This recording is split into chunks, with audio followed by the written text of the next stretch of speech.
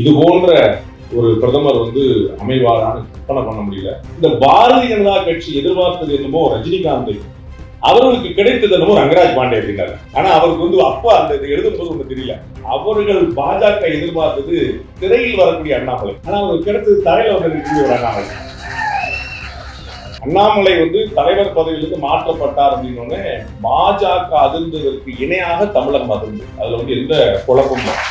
அஞ்சிலே ஒன்று பெற்றான் அஞ்சிலே ஒன்றைத்தாவி அஞ்சிலே ஒன்றாராக ஆவிற்காகி அஞ்சிலே ஒன்று பெற்ற அணுகைக்கு அயலாளர்கள் அஞ்சிலே ஒன்றை வைத்தான் அவனை மறித்து காப்பான். எங்கள் வாழ்வும் எங்கள் வளமும் மங்காத தமிழ் என்று சங்கே முழங்கு. பாரத பிரதமர் நரேந்திர மோடி அவர்களுக்கு உங்கள் அனைவரின் சார்பாகவும் எங்களுடைய நம்முடைய இதயமார்ந்த பிறந்தநாள் வாழ்த்துக்களை தெரிவித்துக் மிகப்பெரிய மகிழ்ச்சியடைவோம். அது வெறுமனை வாழ்த்தல்ல, ஒரு நன்றி, ஒரு பெருமிதம், ஒரு கர்வம், ஒரு கௌரவம். இது போன்ற ஒரு பிரதமர் அமைவாரான்னு கற்பனை பண்ண முடியல. 2014 நான் அவரை பேட்டி எடுத்த போது நான் அந்த உள்ளவர் ரிசீவ் பண்ணி கூட்டு வரும்போது நான் அவர்கிட்ட சொன்ன வார்த்தை, இப்படி ஒரு இரும்பு மனிதர் எங்களுக்கு எல்லாம் கிடைப்பாரு நாங்க கற்பனை கூட பண்ணல. நீங்க இருக்கிற காலத்துல நாங்கெல்லாம் இருக்கிறோம் அப்படிங்கிற எங்களுக்கு பெரிய கௌரவம் அப்படின்னு சொன்னேன்.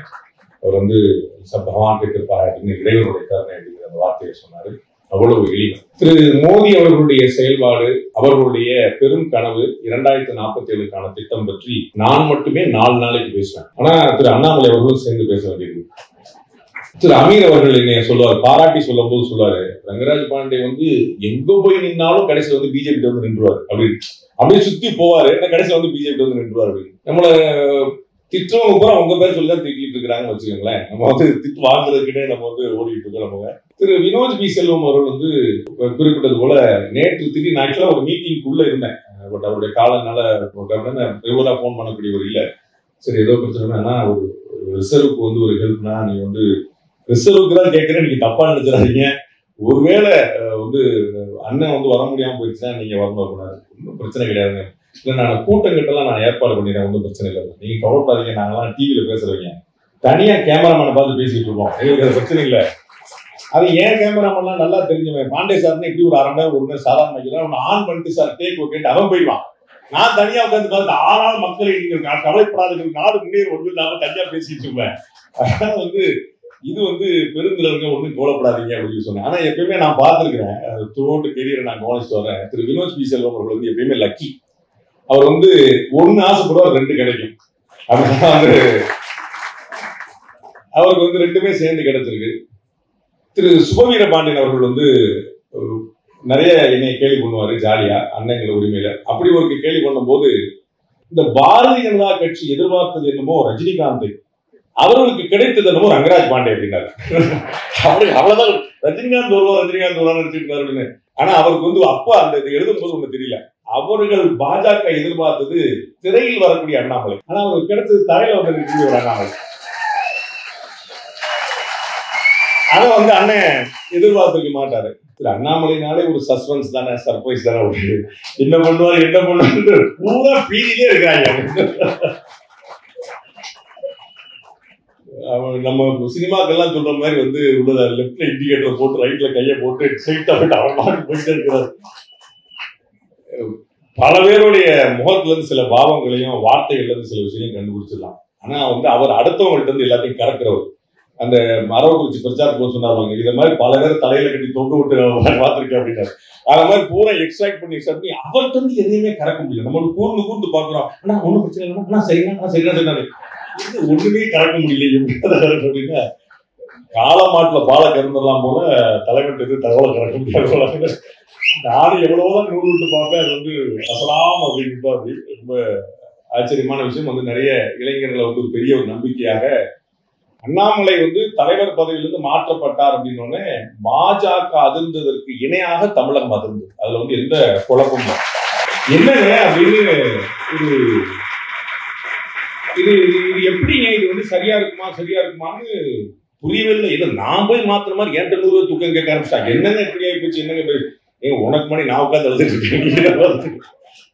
இதுல வேற இந்த சோசியல் மீடியா இருக்கிற அந்த வாழ்வும் வேற இருக்கு பாருங்க.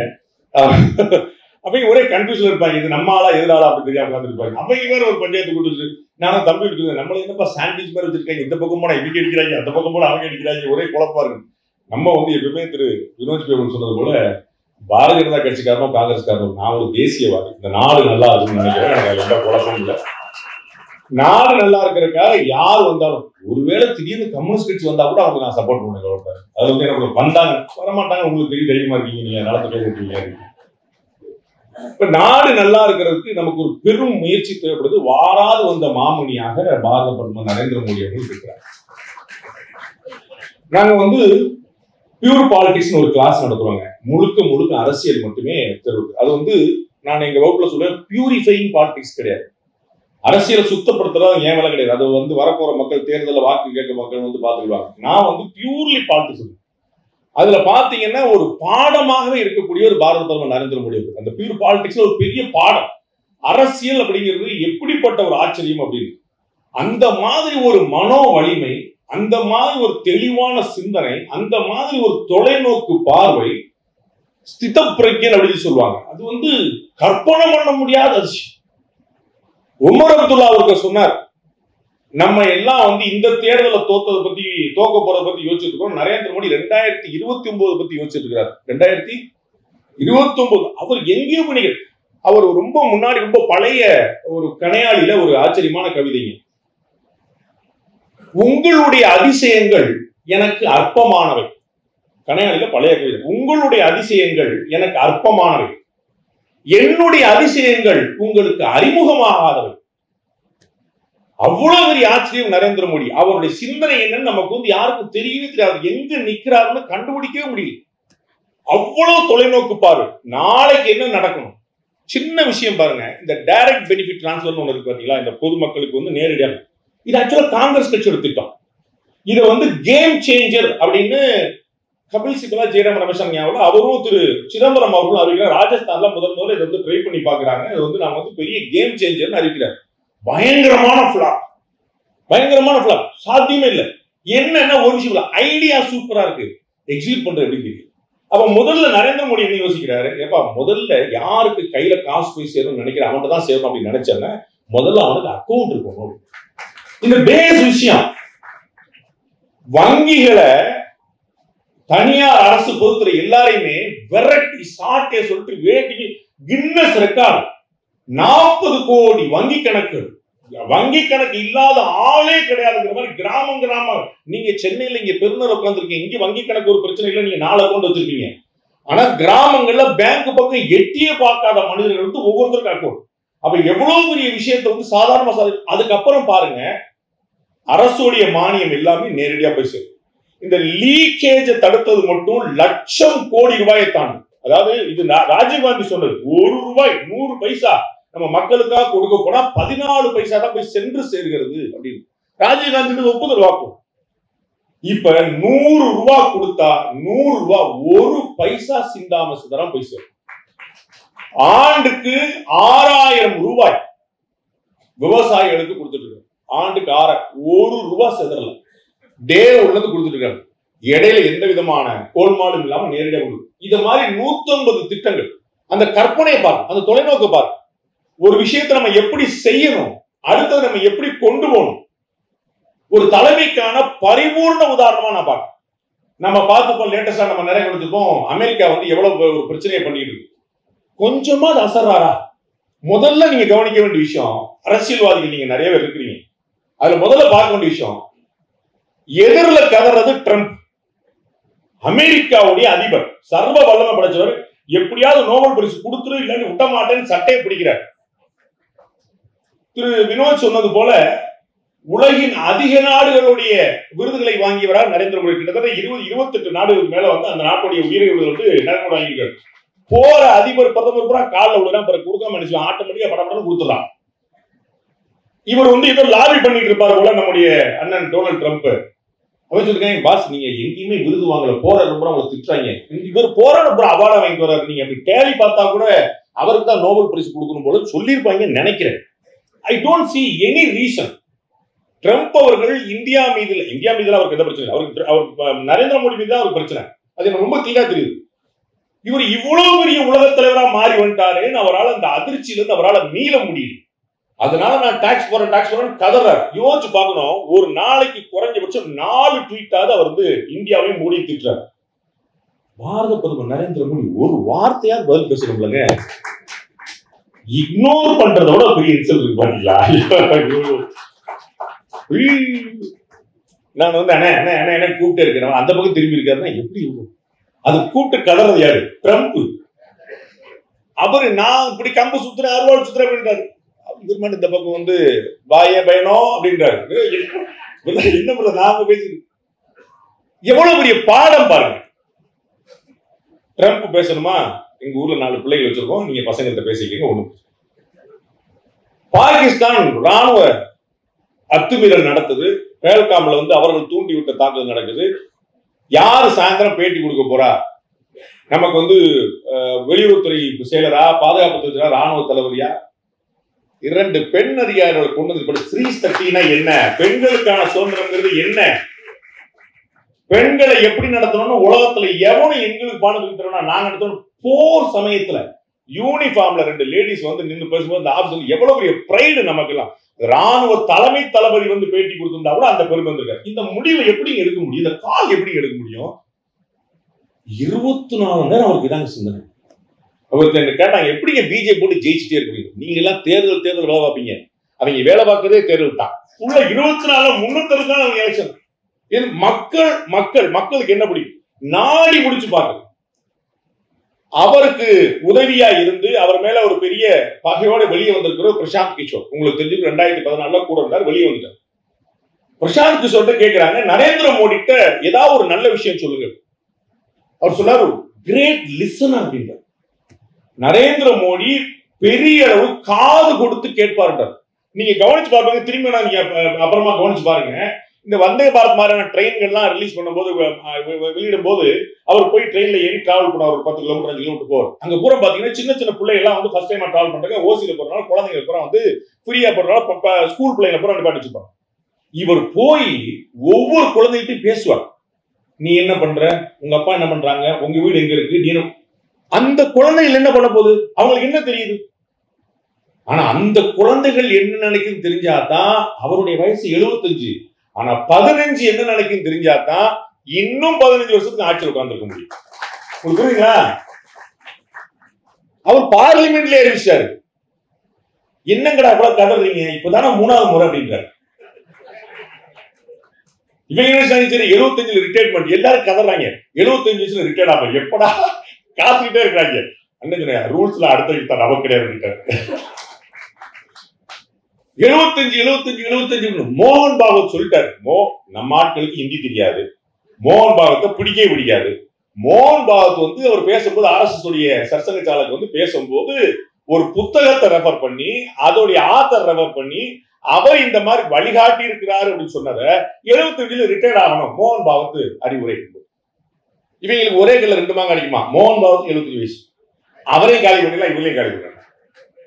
RSS பத்தி எங்களுக்கு தெரியவில்லை. RSSல தலைவருக்கான ரிட்டையர்மெண்ட் அவங்க நினைச்சாதான். RSS தலைவர் வந்து நீங்க நினைச்சா எலெக்ஷன்ல முடியும். அவங்க என்ன நினைக்கிறா, அவங்களுக்கு முடியாம சிந்திக்கும் திறன் குறைஞ்சிருச்சுன்னு அவங்க நினைச்சாங்கன்னா அடுத்தவங்க ஹேண்ட் ஓவர் பண்ணி கொடுப்பாங்க. அந்த மாதிரி போப்பாண்ட ஒரு மாதிரி, புரியுங்களா? இடையில வந்து யாருமே அதை மாற்ற முடியாது. அதேதான் நம்முடைய பாரத பிரதமர் குணாந்திரன். அவர் எப்ப ரிட்டையர்மெண்ட்? அவர் பீஷ்மர் மாதிரிங்க, அவர் தான் முடிவெடுப்பார். வேற யாரும் டிக்டேட் பண்ற இடத்துல RSSக்கு அவருக்கு சண்டையா? RSS ஆசைப்படுகிற அத்தனையுமே நடத்தி காட்டியிருக்கிறார். இந்த நாட்டுடைய ஜனாதிபதி, இந்த நாட்டுடைய துணை ஜனாதிபதி இப்ப நம்ம ஊரில் எலெக்ட் ஆயிருக்கிறார். கற்பனை பண்ண முடியுமா? இந்த நாட்டுடைய பிரதமர், இந்த நாட்டுடைய உள்துறை அமைச்சர், அத்தனை பேர் RSS ஒரு காலத்துல தடை செய்யப்பட்ட இயக்கமாக இருந்தது. இன்னைக்கு இந்த நாட்டில் தலைமை பீடம் ஏற்றுக்கொண்டிருக்கக்கூடிய ஒரு இயக்கமா மாற்றிட்டு இப்படிப்பட்ட ஒரு பெருமையை கொடுத்தவரை RSS எப்படி வந்து டிஃபர் ஆகும், எப்படி சொல்ல என்ன ஆசைப்படுறான்னு தெரியல. அவங்க என்ன எப்படியாவது நடந்துரான்னு சொல்லும் போது என்ன நடக்குங்கிற ஒரு கனவே இல்லாம இருந்தது. திரு வினோஜ் அவர் குறிப்பிட்டார், கடந்த ஆட்சியில் எப்படி இருந்துச்சு 2004 to 2014 எவ்வளவு ஸ்கேம்னு எடுத்துப்பாரு. நீங்க சும்மா சொல்லுவீங்க UPA 1 and 2 ஸ்கேம்ஸ் போட்டு பாத்தீங்கன்னா எல்லா சேனல்லையும் 15 சேனல், ஒவ்வொருத்தரும் ஒரு ஆர்டிகல் போட்டுருக்கான், 15 ஊழலா சொல்றான். காமன்வெல்த் கேம்ஸ்ல இருந்து ஒண்ணு பாக்கி கிடையாது. ஆதர்ஷ் அடுக்குமாடி குடியிருப்புல இருந்து எல்லா துறையிலும் இஸ்ரோ வரைக்கும் பண்ணி வச்சிருந்தாங்க. பாரத பிரதமர் 11 வருஷமா ஆட்சி பண்ணிருக்காரு. அதற்கு முன்னாடி 11 வருஷமா குஜராத்துடைய முதலமைச்சராக இருந்தார். ஒரு தலைவர் 23-24 வருஷமாக பதவியில் இருக்கிறார், டிசிஷன் மேக்கிங்ல. ஒரு ஊழல் குற்றச்சாட்டு சொல்ல கூட முடியல, சொல்ல கூட முடியல. ப்ரூவ் பண்றது, சண்டை போடுறது, கோர்ட்ல நிக்கிறது. அப்புறம் குஜராத் கலவரம் தொடர்பாக எஸ்டிஎஃப் விசாரணை நடத்துது, ராகவன் நினைக்கிறேன். அந்த special committee supreme court board விசாரணை நடத்துது. குஜராத்துடைய முதலமைச்சர் எஸ்ஐடியுடைய விசாரணைக்கு தனி நபராக போனார். குஜராத்துடைய முதலமைச்சர் தனி நபராக 2 நாட்கள் மாறி மாறி விசாரணை. அறிக்கை வந்தது கண்கூடு, அவர் நிரபராதின்னு முழுமையா வெளியிட்டார். ஆனால் நேஷனல் ஹெரால்டு கேஸ் வருது சோனியா காந்தி மற்றும் ராகுல் காந்தி மீது. கோர்ட்டுக்கு அப்பியர் ஆக மாட்டேன்னு மேல மேல மேல சுப்ரீம் கோர்ட் வரைக்கும் போயிட்டாங்க. சுப்ரீம் கோர்ட் வரைக்கும் இல்ல, நீங்க ஆஜராயித்தான் ஆகணும்னு சொல்லிட்டாங்க. நீங்க பெயில் வாங்குறதுக்கு ஆஜராகணும்னு சொல்லிட்டாங்க. பெயில் வாங்குறதுக்கு போறாங்க சார், ஒரு பேரணி மாதிரி. எதுக்குங்க? சுதந்திரம் வாங்குறதுக்கு இல்ல, பெயில் வாங்குறது. அப்படி போனாங்க. அப்ப ஜஸ்ட் இமேஜ் யோசிச்சு பாருங்க, 2 தலைவர்களை ஒப்பிட்டு பாருங்க. இவர் எப்படி இந்த இன்டெகிரிட்டியை மெயின்டைன் பண்றார். அமெரிக்கால ஒபாமா அவர்கள் முதல்ல இருந்த போது இவர் அங்க டிராவல் பண்ணியிருக்கிறாரு. அமெரிக்க அதிபர் இந்திய பிரதமருக்கு விருந்து கொடுக்கிறேன்னு சொல்லிட்டு தட்டமுட்டல் ஏற்பாடு. அதிர்ச்சி கொடுத்தாருங்க தலைவர். நான் நவராத்திரி விரதத்துல இருக்கேன், பச்சை தண்ணி பள்ளப்படாது. அரண்டாங்க. இல்ல, நான் இந்த தண்ணி குடிக்க மாட்டேன், அந்த தண்ணி சொல்லலாம், எப்படியா உஷார் பண்ணலாம். பச்சை தண்ணி பள்ளப்படாதுன்னு எப்படி உஷார் பண்றது? அசரவே இல்லைங்க. எல்லாருமே முடிச்சுட்டு நவராத்திரி விரதம் இருக்கிறாங்க. யாருக்காங்க? அவருக்கு என்ன குடும்பமா குட்டியா? அப்துல் கலாம் அவ்வளோ பெரிய ஜனாதிபதி மாளிகையில் இருந்தார். அவர் கூட பிறந்த அண்ணனை கூட வச்சுக்க காட்டிட்டு பத்தியா இதுதான் ஜனாதிபதி மாளிகை, அப்படியே திரும்பி போயிருக்க. அவருடைய அண்ணன் பிள்ளைகள் அப்படியே உட்கார்ந்துருக்காங்க. அதற்கு பிறகு நம்ம கற்பனை பண்ணிருக்கோமா? பாரத பிரதமர் நரேந்திர மோடி அவருடைய தாயை கூட கூட்டு யோசிச்சு பாருங்க. அவருடைய பெத்த தாய் இப்பதான் இருந்தாங்க, இவ்வளவு நாள் இருந்தாங்க. தாயை கூட, அவருடைய சகோதரர்களா கூட இருக்கிறாங்க. இது கற்பனை பண்ண முடியுமா சார்? இது ஒரு மெசேஜ். நீ அவருடைய அம்மாவை கூட்டு வச்சிருந்தா என்ன பிரச்சனை? அவருடைய சகோதரன் கொடுத்தா என்ன பிரச்சனை? யார் தப்பா நினைக்க முடியும்? நோ, இது ஒரு மெசேஜ். நான் ஆர்எஸ்எஸ் காரன், தரையில படுத்திருப்பேன், ஊர் ஊரா சுத்துவேன். எனக்கு நாடு முக்கியம், இந்த மக்கள் முக்கியம். எப்படியாவது இந்த விகசித் பாரத் சொல்லக்கூடிய வளர்ந்த பாரத பாரத். நான் எங்க அம்மா வச்சிருந்தேன், தம்பியை வச்சிருந்தேன் அப்படின்னா அவருக்கு ஒரு தலைவலி, அவருக்கு ஒரு காய்ச்சல், அவருக்கு ஒரு வண்டி, அவர் போகும்போது ஒரு பிரச்சனை, சண்டை. நோ, எந்த தடையும் இருக்கக்கூடாது. அதனாலதான் மோடிக்கு பரிவார்னு இந்த நாடே இருந்துச்சு. மோடியின் குடும்பம் அத்தனை செஞ்சாங்க. மோடிக்கு குடும்பம் பத்தி பேசினாங்க. அதான் நான் சொல்ல வந்தேன். 2004 to 2014 என்ன நினைச்சுன்னா, ஊழல்களுடைய பெரும் பட்டியல். 2014 to இன்னைக்கு வரைக்கும் ஒரு ஊழல் சொல்ல முடியல. என்ன பிரச்சனை பண்றாங்க? அவர் கல்யாணம் பண்ணாரு, ஒய்ஃப் என்னாச்சு? அவர் நிறைய சட்டம் மாத்துறாரு. கம்ப்ளைண்ட் சார், நிறைய சட்டம் மாத்துறாரு, நிறைய பேண்ட் மாத்துறாரு. இது ஒரு கம்ப்ளைண்ட். அவர் என்ன படிச்சிருக்கிறார்? இதுலயே தெரியலையா அவர்கள் எவ்வளவு தோல்வி அடைஞ்சிருக்காங்க? குற்றச்சாட்டு கூட வைக்க முடியாத கற்பனை பண்ண முடியுதா? நீங்க ராகுல் காந்தி மேல ஒரு குற்றச்சாட்டு சொல்லுங்க, இந்த கூட்டத்தில் ஒவ்வொருத்தரும் ஆளுக்கு 2 சொல்லுவீங்க. அவ்வளவு அண்ணன் ஸ்டாக் வச்சிருக்கிறார். நரேந்திர மோடி மீது குற்றச்சாட்டு சொல்வதற்கு வாய்ப்பு இல்லாம இந்த இன்டெகிரிட்டி பொது வாழ்க்கையில இன்னொருத்தர் செய்ய முடியுமா சார்? இன்னொருத்தர் பார்த்திருக்குமா? சொன்னா சண்டைக்கு வருவாங்க. மகாத்மா காந்திக்கு பிறகு பப்ளிக் லைஃப்ல இன்டெகிரிட்டின்னு அது பாரத பிரதமர் நரேந்திர மோடிக்கு தவிர வராது. ஓட்டு அரசியல் இருந்து, நல்லா புரிஞ்சுக்கணும், ஓட்டு அரசியல் இருந்து இதே நாள்ல தான் தமிழ்நாட்டில் பெரியார் என்று அழைக்கப்படக்கூடிய திரு ஈ. ராமசாமி பிறந்தார். அவர் பெண்கள் விடுதலைக்கு என்ன செஞ்சார், என்ன செஞ்சாருங்கிற பார்க்கணும். நான் நல்ல நாள்ல அவரை பத்தி நான் பேச விரும்புறேன். அவருடைய பிறந்தநாள் நல்ல நாள் சொல்ல வரேன். நீங்க ஏதாவது சிரிச்சு விட்டு விடுங்க. இது நம்ம பல இடங்கள் நடந்து பார்த்துருப்பீங்க. நம்ம ஏதாவது பேசிட்டு இருப்போம், இடையில கைதட்டி காமெடியா கூப்பிடுவாங்க. கைதட்ட பார்த்தா அதை நோட்டீஸே கொடுப்பான். ஏன் கைதட்டாங்க? அப்ப பாண்டிய பேசுறாரு போல தெரியல. ஆனால் பாரத பிரதமர் நரேந்திர மோடி பெண்களுக்கு என்ன செஞ்சாரு பாருங்க. அவர் குஜராத்துடைய முதலமைச்சராக இருந்த போதே அந்த மாநிலத்துல பத்திரப்பதிவு பெண்கள் பேர்ல செஞ்சா 100% வரி விலக்கினார். ஊர்ல இருக்கக்கூடிய ஊராட்சி தலைவிகளாக, பஞ்சாயத்து தலைவர்களாக பெண்களை தேர்ந்தெடுத்தா எலெக்ஷனே கிடையாது, பெண்களை தேர்ந்தெடுக்க நாங்க கோடிக்கணக்கில் மாநில அரசு நிதி கொடுக்கணும். பெண்களுக்கான முன்னுரிமை எப்படி வரும்னு யோசிச்சு பாருங்க. இன்னைக்கு நம்ம பாக்குறோம், தமிழ்நாட்டுல இந்தியாவில பெண் அப்படின்னு யாராவது ஒரு அரசியல் தலைவர் இருந்தா அது யாராவது ஒரு அரசியல் தலைவருடைய மனைவியாவோ மகளாவோ தான் இருக்க முடியும். சுயம்புவாக எந்திரிச்சு வரக்கூடிய அரசியல் தலைவர் இல்லாம போயிடுச்சு. அப்ப அந்த பெண்கள் சுதந்திரம்ங்கிறத நடைமுறையில செய்து காட்டி வைப்போம். சிறுபான்மை மக்களுக்கு எதிரானது பாஜக, சிறுபான்மை மக்களுக்கு எதிரானவர் பாரத பிரதமர் நரேந்திர மோடி இருக்கு. யோசிச்சு பாருங்க, 2014க்கு முன்னாடி வரைக்கும் எல்லா இடங்கள்லயும் கலவரம், இந்தியா முழுக்க கலவரம். 2014க்கு பிறகு ஏன் இந்தியாவில் எங்கேயுமே மத கலவரம் இல்லை? இதே யாரும் யோசிக்க மாட்டாங்க. உத்தரப்பிரதேசத்துல அகிலேஷ் யாதவ் கவர்மெண்ட் இருந்தா கூட ஒரு கலவரம் இருந்தா பாஜக கூட்டம் சொல்லுவாங்க. தமிழ்நாட்டு ஊடகங்கள், எனக்கு நான் ஒரு 26 வருஷமா ஊடகத்துல இருக்கிறேங்க.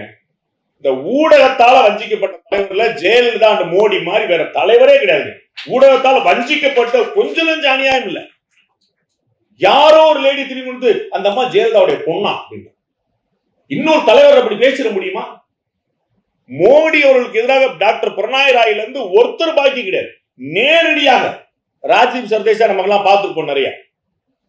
அவ்வளவு ஊடகங்கள் பகிரங்கமா வெளிப்படையா பிஜேபி சிறப்பா செயல்படுது கம்பேரிட்டிவ்லி அப்படின்னு சொன்னா நம்மள சங்கி சொல்லுவோம். ஆனா மோடி சரியில்லைன்னு சொன்னா நடுநிலை பத்திரிகையாளர். மோடி சரியில்லைங்கிறது விமர்சன பொருளா வச்சா பரவாயில்ல, வைத்தறிச்சல வச்சா எவ்வளவு அராஜகம் நடந்திருக்கு. ஆனா ஜஸ்ட் இமேஜின் என்ன பண்ணிருக்கிறாரு, கொஞ்சம் கொஞ்சமா ஒவ்வொரு விஷயத்திலையுமே இந்த 11 வருஷத்துல இந்தியாவை எங்க நாத்திட்டு வந்திருக்காரு. வெளிநாடுகள் வாழக்கூடிய இந்தியர்கள் பெருமையோடு பேசுறார்கள் நாங்கள் இந்தியர்கள் என்று. திரு அண்ணாமலை பல வெளிநாடு டிராவல் பண்ணிருக்கிறார். எவ்வளவு பிரைடா அவங்களை ரிசீவ் பண்றாங்கிறத பார்க்கணும். போற வர இடமெல்லாம் முன்னாடி நிலைமையே வேற, இன்னைக்கு நிலைமையே வேற. இந்தியர்கள் என்றால் பிழைக்க வந்தவர்கள் நிலைமை, இந்தியர்கள் என்றால் பெருமிதத்தோடு பாட்டு அந்த அந்த விசாக்கு அந்த பாஸ்போர்ட்டுக்கு இருக்கக்கூடிய மரியாதை இந்தியாவில வந்துச்சு. எவ்வளவு ஒன்னு ரெண்டா இஸ்லாமியர்களுக்கு எதிராக செயல்படுறான்னு சொல்றாங்க. 2014க்கு முன்னாடி வரைக்கும் ஹஜ் யாத்திரை 1.25 லட்சம் பேர் தான் போயிட்டு இருந்தாங்க. 1.25 லட்சம் பேர் ஆண்டுக்கு. இன்னைக்கு இந்த வருஷம் நான் இப்ப திரு அபூபக்கர் அவர்கள்ட்ட பேசினேன், 1.25 லட்சம் பேர் போறாங்க. 50,000 பேர் கூட எவ்ரி இயர். அதற்கான பெர்மிஷனை பாரத பிரதமர் நரேந்திர மோடி வாங்கி கொடுத்திருக்காரு. ஹஜ் யாத்திரை போகும்போது பெண்கள் தனியா போக முடியாது. பெண்கள் யாராவது ஒரு ஆண் துணையோடு தான் போகணும். அண்ணனோ தம்பியோ அக்காவோ அண்ணனோ கணவனோ அப்பாவோ யாரோ ஒருத்தர். பெண்கள் தனியாகவும் போலாம் அப்படின்னு இஸ்லாமிய பெண்களுக்கான பெரிய நல்வாய்ப்பை ஏற்படுத்தி கொடுத்திருக்கிறார் பாரத பிரதமர் நரேந்திர மோடி. இஸ்லாமியர்களுக்கு எதிராக எப்படி இருப்பாங்க? ஒரு கலவரம் இல்லை. ஹஜ் யாத்திரை எண்ணிக்கை கூடிக்கிட்டே போகுது. பெண்கள் தனியா ஹஜ் யாத்திரை போலாம். ட்ரிபிள் தலாக் பெண்களுக்கு எதிரானது என்பது போல சித்தரிக்கப்பட்டது. என்ன ஆச்சரியம், அந்த பெண்ணுடைய குடும்பத்தை தவிர வேற யாரும் வழக்கு போட முடியாது. இது யாராவது சொல்றாங்களா வெளியே? அந்த பெண்ணுடைய பிரைவேட் குடும்பம், அண்ணன் தம்பி அக்கா தங்கச்சி அப்பா அம்மா இவங்களை தவிர யாரும் கேஸ் போட முடியாது. யாரோ ஒருத்தர் போயிட்டு வந்து இன்னொருத்தர் மேல ட்ரிபிள் தலாக் போட்டாரு இவங்களை வந்து பாஞ்சிரும் கிடையாது. அப்ப அந்த மனைவிக்கு வந்து வழக்கு போடக்கூடிய சுதந்திரம் யாரு வாங்கி கொடுத்தா? அப்ப வாரணாசியில கிட்டத்தட்ட 17% பேர் இஸ்லாமியர்கள் இருக்காங்க. எப்படி 3வது முறை அங்க எம்பி யாராவது யோசிக்கணுமா? இல்ல யாராவது இஸ்லாமியருடைய வாக்கை பெறாமலா நரேந்திர மோடி ஆய முடியும்? அப்ப எவ்வளவு பெரிய இடத்துல போயிட்டு இருக்கிறார் பாருங்க. ஒண்ணுமே அயோத்தி ராமர் கோயில் அங்க வந்து 2 பேரோட ஸ்பீச் நீங்க கவனிக்கணும். ரொம்ப முக்கியமா பாரத பிரதமர் நரேந்திர மோடியும் RSS தலைவர் மோகன் பாகவத் அவர்களும் ரொம்ப தெளிவா சொல்றாங்க, ராமருக்கான கோவிலை கட்டிவிட்டோம், அடுத்தது நாம் நம்முடைய வேலையை பார்க்க வேண்டும், நாட்டை 2047க்குள் நம்பர் 1 ஆக உலகத்தின் நம்பர் 1 ஆகிறதுக்கான வேலையை பார்க்கணும்னு பிஜேபியில இருந்து வந்திருக்கக்கூடிய பாரத பிரதமர் நரேந்திர மோடி சொல்றார். அவரை பார்த்து மதவாதி சொல்றாங்க. RSS தலைவர் சொல்றார், இனிமேல் எல்லா மசூதிக்குள்ளேயும் என்ன இருக்குது, மசூதிக்குள்ள கீழே என்ன இருக்கு நம்ம தேடிட்டு போக கூடாதுன்றார். இவர்கள் என்ன கட்டமைக்கிறாங்க RSS பத்தி, பிஜேபி பத்தி, பாரத பிரதமர் நரேந்திர மோடி பத்தி. ஆனா உண்மை என்னவா இருக்கு, அயோத்தியில ராமர் கோயில் வாசல்ல ராமர் கோயிலுக்கு பிராண பிரதிஷ்டா பண்ணிட்டு வந்து பாரத பிரதமர் பேசுறார். Just imagine. இது கற்பனை பண்ணுமா? யாராவது சொல்றாங்க இந்த விடமா சொல்லுதா? ஆர்டிகிள் 370 நல்லா பெயர்காமல 26 பேர் உயிரிழந்தாங்க.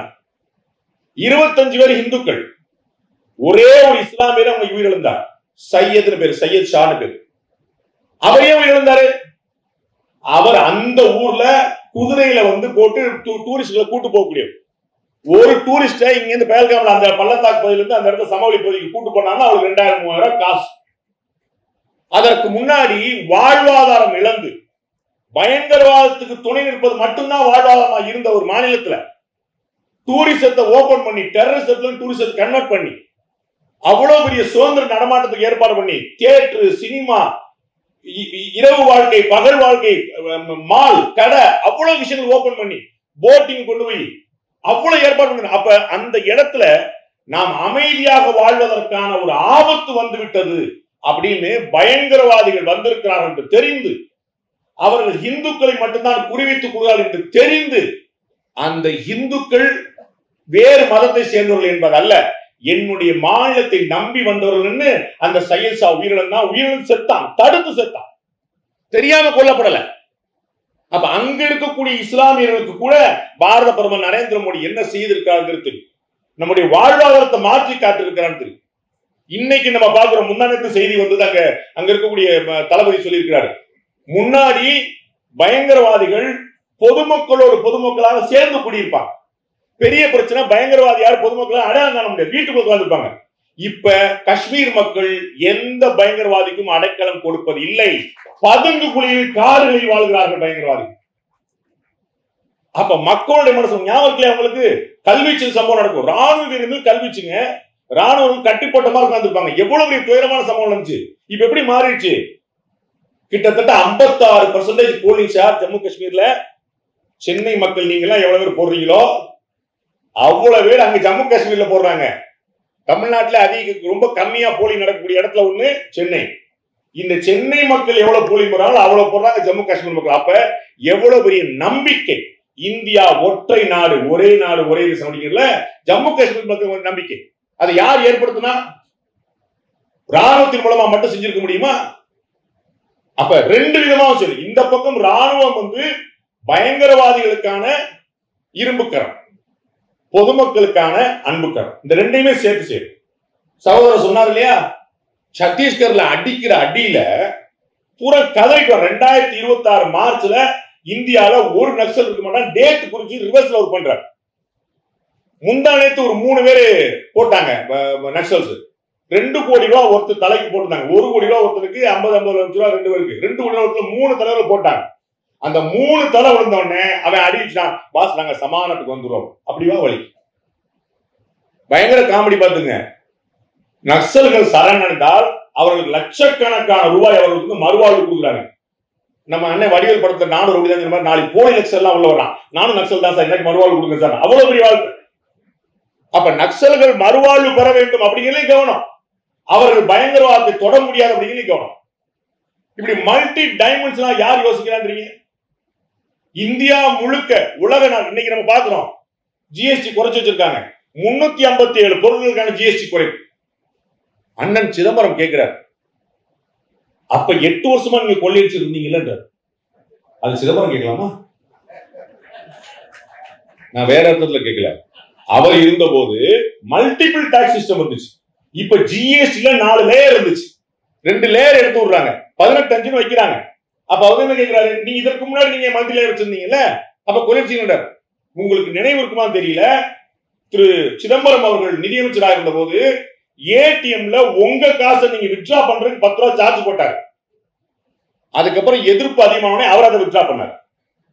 நம்முடைய காசை நாம எடுக்கிறது இப்பயுமே இருக்குது, ஆனா எப்படின்னா 5 முறைக்கு மேல 10 முறைக்கு மேல அடுத்த பேங்க்ல இந்த மாதிரி சிஸ்டம். ஆனா உங்களுடைய காசை உங்களுடைய பேங்க்ல உங்க ஏடிஎம்ல போட்டா கொண்டு வந்தார். இத மாதிரி திட்டம் வச்சிருவார். ஐஸ்கிரீம்க்கு 20 ரூபாய் செலவழிக்கிறீங்க, உங்களுக்கு இதெல்லாம் சமாளிக்க முடியாதுன்னு கேட்டவர் திரு சிதம்பரம் அவர்கள். அப்ப மக்களை பார்த்து டாக்ஸ் விஷயத்துல கேள்வி கேட்டார். 8 வருஷமா நீங்க சுரண்டினீர்களாங்கிற வார்த்தையை பயன்படுத்தினார் சார் இந்த டாக்ஸை பத்தி. ஆனால் இதற்கு முன்னாடி தொழிலதிபர்கள் இருந்து சாமானிய மனிதர்கள் வரை டாக்ஸ் கட்டக்கூடாது, டாக்ஸ்னா ஏமாத்த வேண்டிய விஷயம் இருந்த மனநிலையை மாற்றி எல்லோரையும் டாக்ஸ் கட்ட வைத்து எல்லோரையும் சரியான பாதைக்கு திருப்பி மக்கள் பெருமைக்குள் மக்கள் மீது நம்பிக்கை வைக்கிற பாரத பிரதமர் சார். அதனால குறைக்கிறார். 1.25 லட்சம் கோடி எவ்ரி மந்த் வரும். அப்ப இது வருவாய் அரசாங்கத்துக்கு கூட்டிட்டே போகுது. அப்ப என்ன ஆகுது, திமுக கம்யூனிஸ்ட் கட்சியும் கதறுது, வரியை குறைச்சிடாதீங்க. யோசிச்சு பாருங்க, அண்ணன் தங்கம் தர சொல்லி பகிரங்கமா போயிட்டு எங்களுக்கு வருவாய் இழப்பு ஏற்படும். அப்ப வருவாய் ஒத்துக்கிறாங்களா இல்லையா? நேத்து என்ன சொன்னாங்க, எங்களுடைய டாக்ஸ் பூரா மத்த இடங்களுக்கு போகுது, நாங்க கட்டுற வருவாய்லாம் வரி வருவாய்லாம் மத்த இடங்களுக்கு போகுது. ரொம்ப தெளிவா நிதியமைச்சர் நிர்மலா சீதாராமன் அறிவித்தார். யூபியில கார் வாங்கினாலும் தமிழ்நாடு தாங்க டாக்ஸ் வரும், பீகார்ல கார் வாங்கினா தமிழ்நாடு தான் டாக்ஸ் வரும். இங்கதான் நம்ம கார் உற்பத்தி பண்றோம். அப்ப அந்த பில்லு உங்களுக்கு ரைஸ் ஆகும். ஆனா அந்த காசு கட்டினது யூபி காரன், பீகார் காரன், டெல்லி காரன். அப்ப இது ஒட்டுமொத்தமா இந்தியா முழுக்க தான் வருது. அதுதான் இந்தியா முழுக்க போகுது. நான் ஒரு கேள்வி கேட்டேன், தமிழ்நாடு அதிகமான வரியை கொடுக்கிறது, ஆனால் நீங்க அவ்வளவு திருப்பி கொடுக்கல அப்படின்னு கேட்கிறாங்களே. கோயம்புத்தூர்ல இதே கேள்வியை கேட்டா, நாமக்கல்ல இதே கேள்வியை கேட்டா, நாங்க தமிழ்நாட்டுக்கு எவ்வளவு வரி கொடுக்கிறோம் மாநில அரசுக்கு, நீங்க எனக்கு என்ன திருப்பி கொடுன்னு கேட்டா, அப்புறம் பெரம்பலூருக்கு அரியலூருக்கு யார் காசு கொடுப்பா? ஒரு கேள்வி இருக்கா இல்லையா? அப்ப மக்களை சிந்திக்க விடாமல் போயிட்டு இருக்கும் போது மக்களை நம்பி நிற்கக்கூடிய ஒரு அரசியல்வாதியாக பாரத பிரதமர் நரேந்திர மோடி இருக்கிறார்.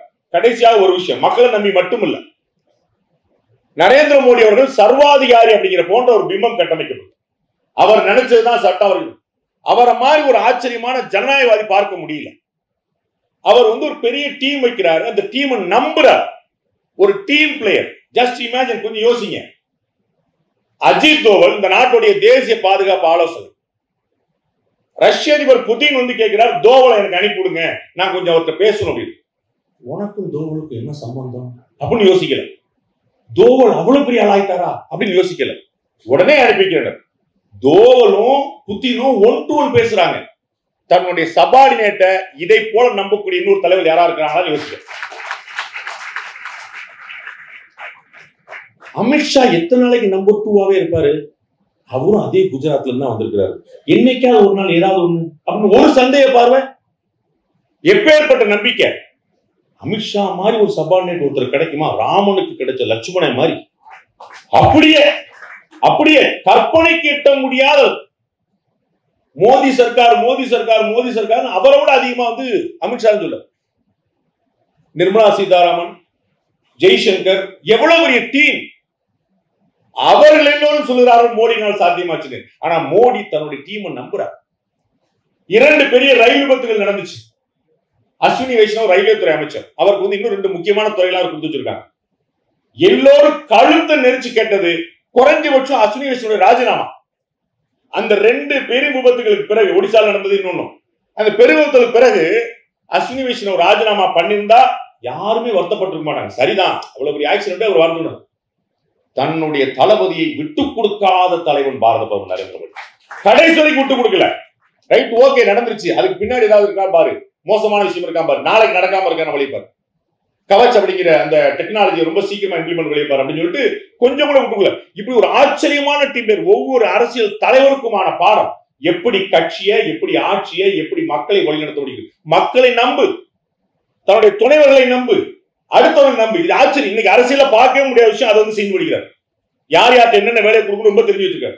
ஹார்ட் ஒர்க்கிங்ல கலைஞரை போல, இன்டெலிஜென்ஸ்ல ஷார்ப் மைண்ட்ல ஜெயலலிதா போல, இப்படி இந்தியாவில் நீங்க எந்தெந்த தலைவர்லாம் யோசிக்கிறீங்களோ அத்தனை பேரையும் போல. தந்தி டிவில தினத்தந்தியோட 75 ஆண்டு விழாக்கு பாரத பிரதமர் நரேந்திர மோடி அழைச்சிருந்தா வந்திருந்தாங்க. 2வது வரிசையில நிக்கிறாரு திரு வைகோ அவர்கள். வைகோ அவர்கள் பாரத நரேந்திர மோடிக்கு எதிராக பயன்படுத்தாத வார்த்தையே கிடையாது. அவ்வளவு கடுமையான வார்த்தை, ரத்தம் தோய்ந்த கரைகள்லாம் சொல்லியிருக்காரு, கரங்கள்லாம் சொல்லியிருக்காரு. ஆனா பாரதன் அங்க வைகோ இருக்காரு பார்த்துட்டு இறங்கி போய் முதல் வரிசையில தாண்டி 2வது எட்டின்னு கை கொடுத்து அந்த நட்பா பாராட்டினார். இத மாதிரியான ஒரு தனம், இப்படி ஒரு கேரக்டர் பார்க்க முடியுமா? மாற்று கருத்து கொண்டவர்கள். திரு சரத்குமார் அவர்கள் கட்சியில சேர்ந்திருக்கிறார், கட்சியவே இணைச்சிட்டார். அவர் இன்னும் பாரத நரேந்திர மோடி 1-to-1 மீட் பண்ணல. எங்க அண்ணன் கமல்ஹாசன் போனாரு, அவருக்கு 1-to-1 மீட்டிங் கொடுத்தது. கமல்ஹாசன் அவர்கள் எப்படி ட்வீட் போடுவாங்க தெரியும் பாரத நரேந்திர மோடி பத்தி. எல்லாரையும் அரவணைக்கிறார், வாங்க பார்ப்போம், அதையும் புரிஞ்சுக்கணும், புரிஞ்சு பண்ணிக்கிறார். ஒரு வாளி போல இருக்கிறார். எதிரே இருக்கக்கூடியவர்களுடைய முழு பலத்தையும் அப்படியே சரிபாதி எடுத்துக்கூடியவரா.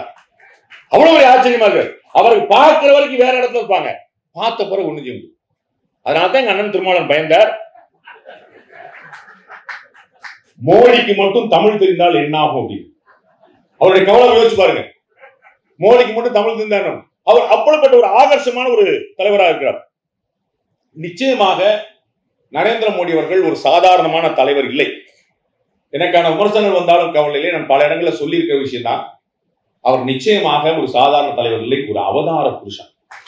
நம்ம பல இடங்கள்ல பார்த்திருக்கிறோம். மன்னர்கள் தான் பிறகு கடவுள்களாக பார்க்கப்படுகிறார். கடவுள்கள் எங்கேயாவது ஏதோ ஒரு சந்தர்ப்பத்தில் ஏதோ ஒரு யுகத்துல மன்னர்களாக இருந்திருக்காரு. அது போல இந்தியாவை காப்பாற்றுவதற்காக இறைவன் தன்னுடைய தூதனாகவே அனுப்பி வைத்திருக்கார் பாரத நரேந்திர மோடி. அவருடைய பிறந்த நாள் இன்றைக்கு நாளைக்கு அல்ல, கால காலத்துக்கு நினைவு கூறப்படும். அவர் பார்க்கிற 2047 அப்துல் கலாம் அவர்கள் கண்ட கனவை அடுத்த கருத்து நடத்தி சொல்கிறார். அது அவர் அடுத்த தலைமுறைக்கு தொடர்ந்து சொல்லிக் கொண்டிருக்கிறார். நாம எப்படி பார்க்கணும், எவ்வளவு வேகமா பயணிக்கணும். +2 மாணவர்கிட்ட 10th மாணவர்கள்ட்ட பேசுறார். பரீட்சா பே சர்ச்சான்னு பரீட்சையை கண்டு அவர் பயப்படக்கூடாது. அடுத்த தலைமுறை பற்றி இப்படி கவலைப்படக்கூடிய, எந்நேரம் சதா சர்வ காலமும் மக்களை பற்றி, நாட்டை பற்றி சிந்திக்கக்கூடிய இன்னொரு தலைவர் நமக்கு வாய்ப்பார்களா என்றே தெரியவில்லை. அவர் நீடூழி வாழ எல்லாம் வல்ல இறைவன் எங்களுடைய தாயார் ஆண்டாளமா பரிபூர்ணமாக அருள் புரியட்டும். நன்றி.